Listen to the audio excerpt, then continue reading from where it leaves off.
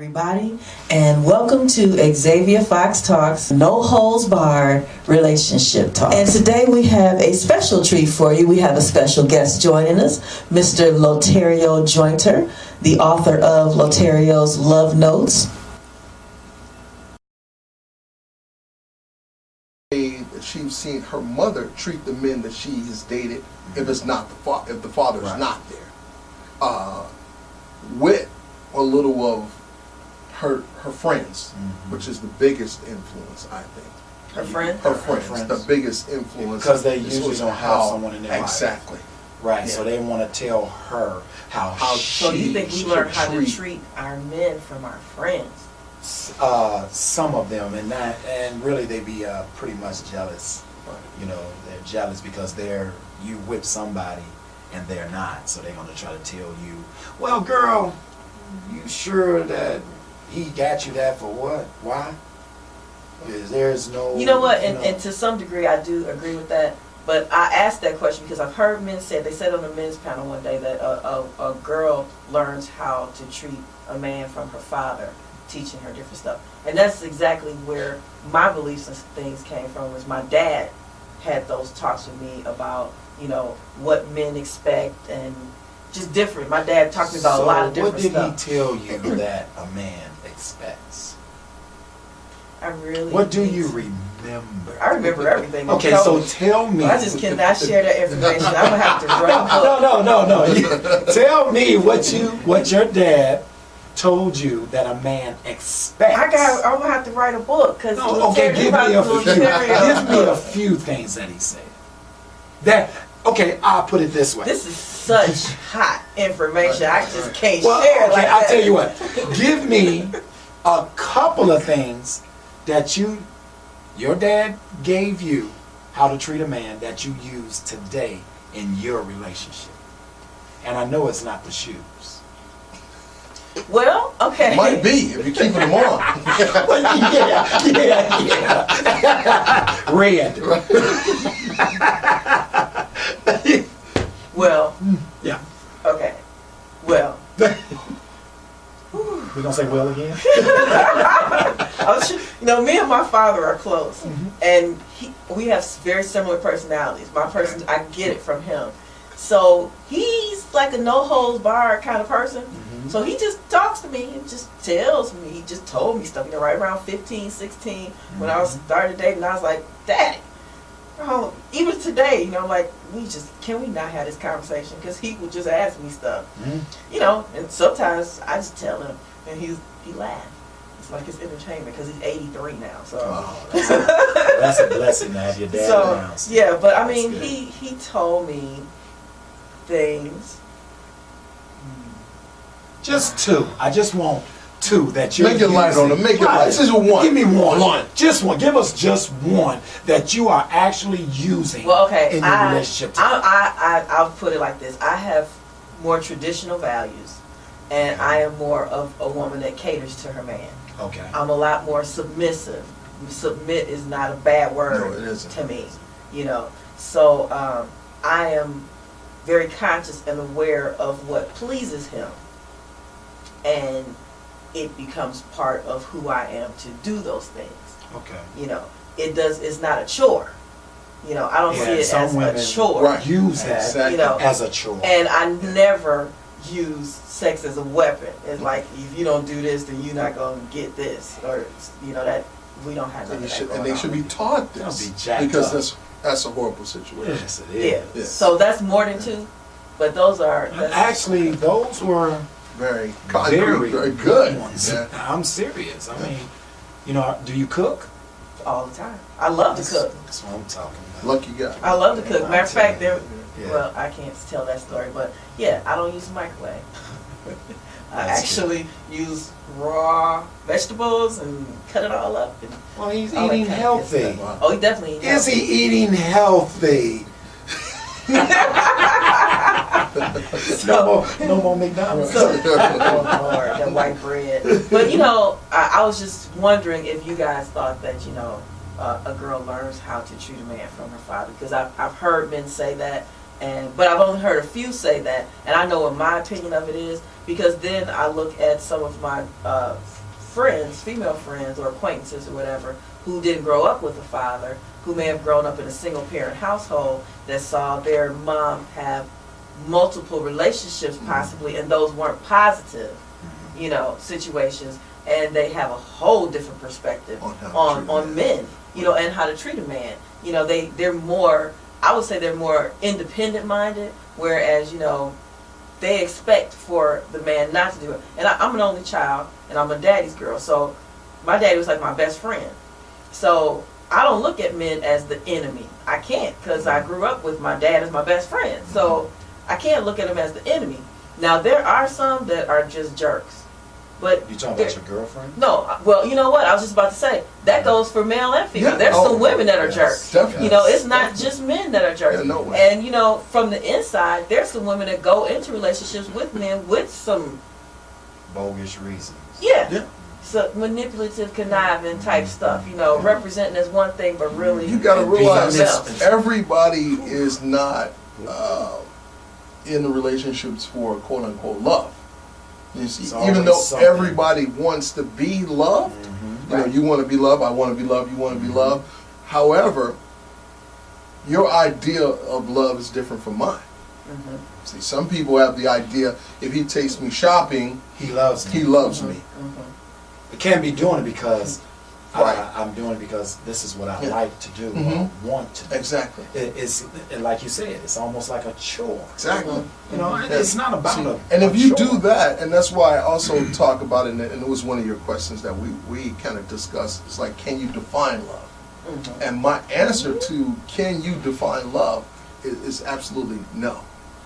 You cannot define it, because see, the reason you can't define it, because the minute you define it, something's changing. I defined it the same way you did earlier. If you define it, if you say this is what it is, as soon as that person stopped doing it, then you're saying you no longer love them. Wow. Right. You changed on right. Yeah. To me, love is action. Right. It's action. Exactly. Love is action.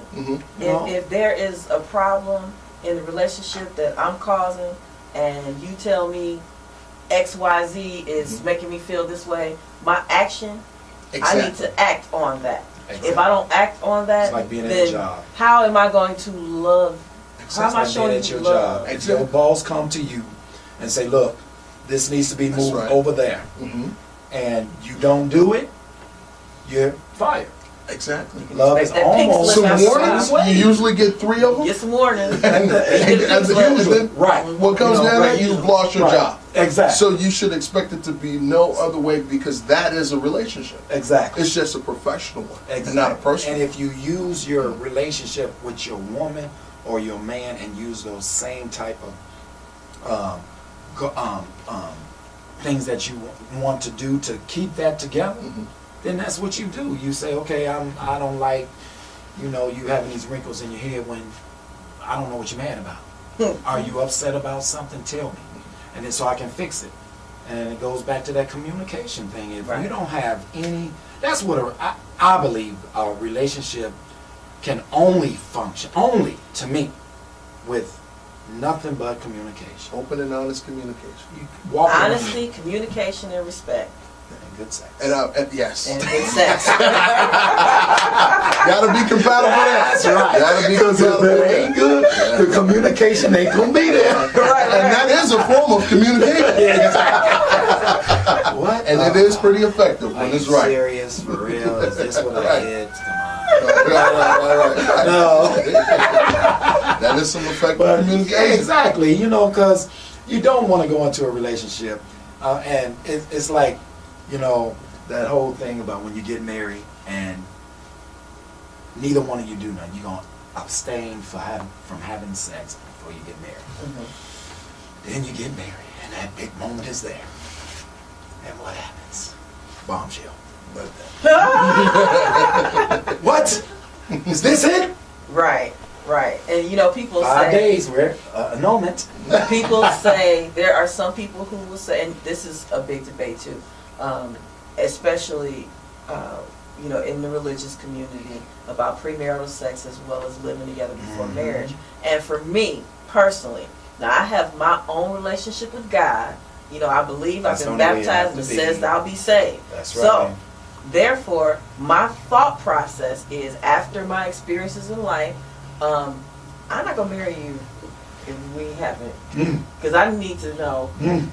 I dated somebody for a long time and I was mismatched and that was miserable to the point where I would cry because I was miserable. Wow. Did you talk about it? Yes, but we were just mismatched. There was nothing we could really do. It just wasn't, we were on different, you know, he's every 2 months. I was told rather that all the lovers they're not born, they're created. You guys couldn't. You got to have a drive. You have to have a desire. Yes, you do. You know, you have to have a desire, and some people just Any don't man that does not have a desire, something's wrong. You know, beautiful woman in a red and some heels. You that red. But you know, and then the other thing is, I personally think that before you get married, you should live together for at least 6 months. Because it's a whole different ball game when you are visiting each other versus when you live in the same household and you pay bills together and the toothpaste top is laying over there. And I'm a germaphobe, so if the top is off the toothpaste, I don't know what has crawled up in the toothpaste. Wow. For real? I got issues. Go far. I can't. I got it. Don't leave that. No, don't. Are you serious? As a matter of fact, you can turn the toothpaste and look in there. Why I got to do all that? Just put the top on it. That's right. Well, I like that too. I have my took it own off, gotta give. Put it Gotta back give. All right. It's only fair. It's right. But see, I know how to compromise because if you just cannot put that top on the toothpaste, I'm just gonna buy my own toothpaste, and you go ahead and have whatever come out on your toothbrush when you squeeze it. That's you and that thing. So I'm assuming there's 2 things of toothpaste in the house. Actually, we do have 2 things of toothpaste, but that's the whole other story. Well, we know who's leaving the cap on. Close the cap, sir. Because one day you're gonna want to have 1 thing of toothpaste on the thing. Save some money. Save some money, right? But I'd like to ask you, what is? I'm writing a book to a whole different kind of book, so I have like my favorite story in my book. What's your favorite quote from Lotario's love quote? Wow. It's probably a lot. You know, because you know this is my baby here. The entire book is great. I think, and I don't say that just because I wrote it. I think it's some really meat and potatoes when it comes down to relationships and things that are useful. But I can tell you one that most folks they gravitate towards, or it's love is like a game of chess, and you should never compromise the king. Wow. Never compromise the king, because you know a lot of people can take that whole different way. That's right. You know, because you know we are supposed to be kings. Exactly. But we are not really treated like kings because we don't treat our women like there you go. You know, once we learn as you say, kings, to treat our women like queens, because I think our queens make us the king. I agree. You know I agree. If we have, I like all different types of women. Beautiful. Beauty is in the eye of the beholder. Exactly. You know, there's no one ugly. That's the way I look at it.